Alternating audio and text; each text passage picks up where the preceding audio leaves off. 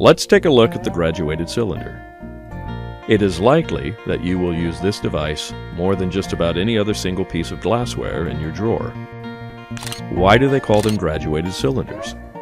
They're called graduated cylinders because those markings on the sides are called graduations. Let's check in with Salim. He needs to make some volume measurements and he's going to use a graduated cylinder.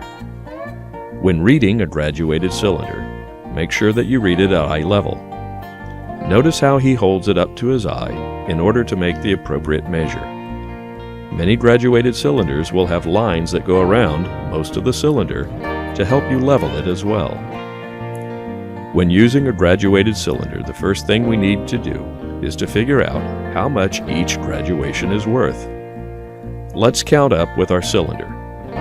1, 2, 3, 4, 5, 6, 7, 8, 9, 10. There are 10 graduations between 30 and 40. This means that each graduation has a value of 1. In this case, the unit is the milliliter. This cylinder has known graduations of 1 milliliter. This allows us to estimate our measurements to the tenths place. This is where our uncertain digit comes into play. Holding the cylinder at eye level and making sure that the cylinder itself is level, let's zoom in a bit to make that estimation. Remember, by convention, we read from the bottom of the meniscus. In our mind's eye, we will divide the space between one of those graduations into 10 parts. These graduations are not actually on the device. That's why they are estimates. Counting up from the bottom, 1, 2, 3, we see that the bottom of the meniscus sits right around that third imaginary mark.